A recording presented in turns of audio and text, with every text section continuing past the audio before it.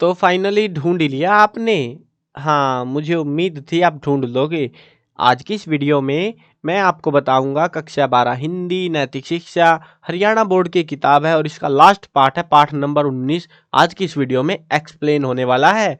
पाठ का नाम है पारस्परिक सद्भावना, अच्छी भावनाएँ हमें पढ़ाई जाएँगी। एक ही पैरा यहाँ पे और उसी को एक्सप्लेन करके बस पाठ खत्म हो जाएगा हमारा। चलो शुरू करते हैं। मैं हूँ अजय और आप देख रहे हैं सीसीएल क्लास। लेकिन हाँ, वीडियो स्टार्ट करने से पहले वही चीज़ बता देता हूँ वापिस से, आपको इस कंप्लीट बुक का सॉल्यूशन लिखा हुआ मिल जाएगा और वीडियोस भी मिल जाएंगी। तो प्लेलिस्ट और वेबसाइट का लिंक डिस्क्रिप्शन में है, चेकआउट कर लेना। और अगर आपके एग्जाम पास में है ना, तो वेबसाइट पे जरूर विजिट कर लेना। हरियाणा बोर्ड के पिछले सालों के बहुत सारे क्वेश्चन पेपर वगैरह आपको मिल जाएंगे वहाँ पे, और साथ में इंपॉर्टेंट क्वेश्चंस भी है जो हरियाणा बोर्ड पेपर एनालिसिस करके मैंने डाले हैं। सो वहाँ पे जाके चेकआउट कर लेना। जिन जिन सब्जेक्ट के मिलेंगे वो बढ़िया वाले मिलेंगे आपको, मस्त वाले। तो इंपॉर्टेंट क्वेश्चन जरूर चेक करना। चलो अब शुरू करते हैं चैप्टर को। इसको देवान भाव्यतानेन ते देवा भाव्यन्तु वै परस्परम भाव्यन्त श्रेय परम वापसस्थ। ये गीता के अंदर से लिया गया है, तीसरा अध्याय 11वां श्लोक। तो इसके अंदर जो है ना, ये जो सेम ये चीज है ना, ये सारों का अर्थ सेम सा ही ऑलमोस्ट। देवान भाव्यात अनेन ते देवा है भावन्तु वै। देखो ये यही है वो चीज़ है, ये इसको सेपरेट कर दिया, मतलब एक ही चीज़ है ये सारी। ये जो है ना, ये हमारा मेन है, मेन डाटा ये है। और इसको जो है मॉडिफाई करके ऐसे बना दिया और इसको मॉडिफाई करके फिर ऐसे बना दिया, फिर हम इसका अर्थ समझेंगे। ठीक है, तो ऐसे करवा रखा है इन्होंने पाठ में। तो अनेन ते देखो यहाँ पे तानेन ते देवा, देवा है ना, देवा भावयन्तु वह। तो ऐसे ही है ये, परस्परम भावयन्त श्रेय परम अवापस्यथ। तो यहाँ पे इसके अनुसार क्या है, देवों को उन्नत करो यज्ञ से, करेंगे तभी उन्नत तुमको भी वे। जो आपस में करते रहो ऐसा ही, परम पद को पा जाओगे तुम तभी। तो ये यहाँ पे कहा गया है। अब इसका मतलब समझते हैं। ऐसे तो हमें कुछ समझ नहीं आना भाई, क्या बोल रहे हैं, क्या समझाने की कोशिश कर रहे हैं ना। तो भावार्थ समझते हैं इसका। अध्यापक और माता पिता के प्रति पारस्परिक स्नेह, सद्भाव और सम्मान का भाव हमारी भारतीय संस्कृति में इनकी भूमिका देवतुल्य है। यानी कि देवताओं से इस चीज़ की तुलना करी जाती है हमारे व्यवहार की, भारतीय संस्कृति में, कि हम कितना सम्मान करते हैं अपने अध्यापक का, माता पिता का। ही उनकी प्रसन्नता का कारण बने, परेशानी का नहीं। प्राकृतिक संसाधनों के सदुपयोग, प्रदूषण मुक्त एवं राष्ट्र गौरव के लिए ये भी महत्वपूर्ण प्रेरणा है। यह गीता श्लोक, ये जो है महत्वपूर्ण बोल रहे हैं, मतलब अलग से स्टाइल में लिख रखा है यार इन्होंने, थोड़ा सा मतलब क्या ही बोले इसको, तो है ना। चलो कोई ना। प्यारे बच्चों, इस श्लोक को देखकर या पढ़कर आपको आश्चर्य हो सकता है कि गीता जी का यह श्लोक तो यज्ञ भाव और देवताओं की तुष्टि पुष्टि का है। हमारा इससे क्या संबंध, हमें तो अभी पढ़ना है। केवल देखने पढ़ने से ऐसा लग सकता है, लेकिन गीता ग्रंथ की तो दिव्यता ही यही है कि इसकी प्रेरणाएं हर दृष्टि से बहुत व्यापक चिंतन लिए हुए हैं। देवता का वैचारिक अर्थ है जो देता है, जैसे सूर्य, चंद्रमा, वायु, धरती, वरुण, अग्नि आदि देवता सब दे रहे हैं हमको, दे ही रहे हैं, हम ले ही रहे, मतलब हम उनको कुछ नहीं दे रहे हैं, वही हमको सब कुछ दे रहे हैं। इस दृष्टि से आप जरा सोचो तो, अध्यापक हमें शिक्षा देते हैं, हमारे जीवन को अच्छा बनाने में प्रयासरत रहते हैं। माता पिता तो जन्म देते हैं भाई, हमारा लालन पालन भी करते हैं, खिलाते पिलाते भी, खर्चा भी करते हैं, स्वयं कठिनाइयां सहन कर भी हमें आगे बढ़ने का प्रयासरत करते हैं। हमारे लिए देवतुल्य है, उनकी तुलना हम देवताओं से कर सकते हैं। अब इस श्लोक को फिर से देखें, जो श्लोक हम पढ़ के आए थे पहले, वही श्लोक को वापिस से देखो। अध्यापक हमें उन्नत करने का प्रयास कर रहे हैं, यानी कि हमको बेहतर बनाने का प्रयास कर रहे हैं।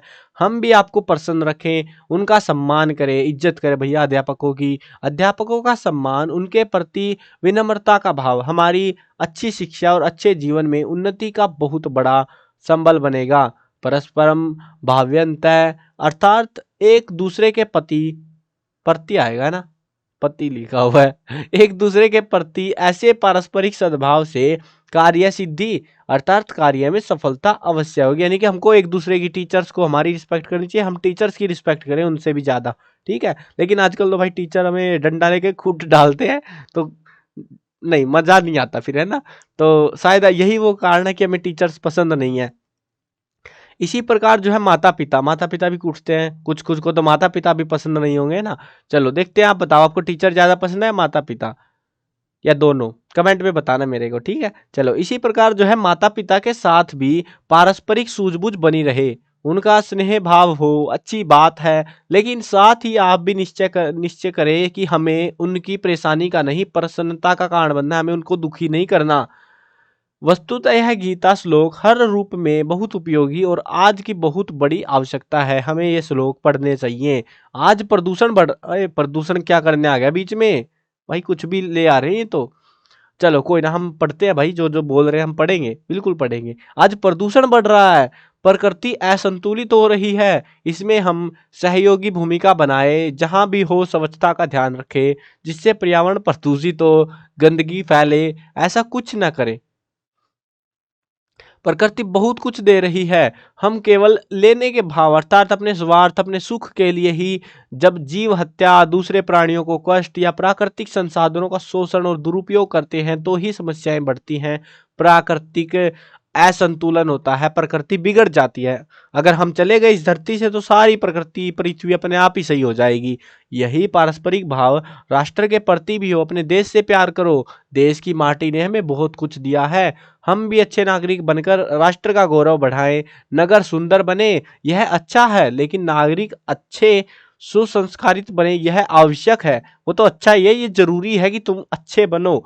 आओ इसकी शुरुआत हम अपने से करें, दूसरे की क्या चिंता करनी। ये भी सोचे कि जीवन में सब कुछ ईश्वर का दिया है, हमारा कुछ नहीं है, हम तो वही पढ़ रहे हैं फालतू फंड में। शरीर की बनावट देखे या संचालन, सबके पीछे ईश्वरीय चेतना शक्ति स्पष्ट अनुभव होगी, महसूस होगी कि भैया हम तो कुछ ही नहीं है यहाँ पे।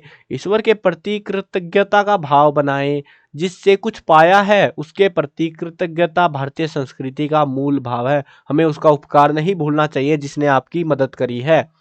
इससे अपना मन भी शांत संतुष्ट होगा और ईश्वरीय प्रसन्नता का लाभ भी स्वाभाविक ही मिलेगा। भगवान भी हमसे खुश होगा, क्योंकि हम भगवान की प्रार्थना कर रहे हैं, भगवान को याद कर रहे हैं कि आपने हमें बना दिया है।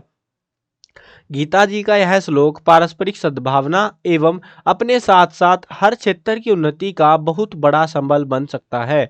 मन की संकीर्णताएं छोड़े, खुले मन से इसे स्वीकार कर ले। ये बातें जो इन्होंने बताई है, एक्चुअली पूरे चैप्टर में बस एक ही बात है, चैप्टर तो खत्म हो गया भाई, लेकिन कंक्लूजन बता देता हूँ क्योंकि कुछ नहीं पल्ले पड़ा होगा आपको, मतलब ये बात क्या कहना चाह रहे हैं। देखो एक्चुअली ये कहना चाह रहे हैं आपको, आप अच्छे इंसान बनो, सबकी मदद करो, अपने आसपास जो लोग हैं उनकी रिस्पेक्ट करो, अपने माता पिता की, टीचर्स की, या जो कोई भी आपको सिखा रहा है, कुछ ज्ञान दे रहा है काम का, उसकी रिस्पेक्ट करो आप, ठीक है, उसकी इज्जत करो, तो वो भी आपकी इज्जत करेगा। बस यही करना है और कुछ नहीं करना, ठीक है। तो और साथ में देश की भी इज्जत करो भाई, देशवासी हो तुम, भारत माता की जय लिख देना कमेंट में। तो बस यही है, देशभक्ति जगाने के लिए इंस्पिरेशन है कुछ थोड़ा सा। आई होप आपको चैप्टर समझ आ गया होगा, कोई डिफिकल्ट नहीं है और कुछ है भी नहीं भाई, चैप्टर में नॉर्मल सा चैप्टर है। गीता के श्लोक के एक्सप्लेनेशन, मुझे नहीं लग रहा है इस चैप्टर से कुछ क्वेश्चन भी बनेंगे। चलो देखते हैं, अभ्यास वाले देखते हैं, फिर पता लगेगा क्या क्वेश्चन है। वो उसमें बता भी दूंगा कैसे क्वेश्चन आ सकते हैं, नहीं भी आ सकते, भरोसा नहीं है। वो तो अभ्यास के क्वेश्चन आंसर करवाने के बाद ही बताऊंगा मैं आपको, ठीक है। वो वाली वीडियो देख लेना। चलो, वीडियो आपको प्लेलिस्ट में मिल जाएंगी सारी की सारी। और अगर आपको पेपर वगैरह या बाकी जो भी इंपॉर्टेंट क्वेश्चन, टॉपिक्स या एक्सप्लेनेशन लिखा हुआ जो भी कुछ चाहिए ना आपको, सारा कुछ वेबसाइट पे लिखा हुआ है, cclchapter.com, गूगल पे सर्च कर लेना अगर डिस्क्रिप्शन के लिंक से नहीं जाना चाहते तुम, ठीक है। चलो मिलते हैं नई वीडियो में, बाय बाय।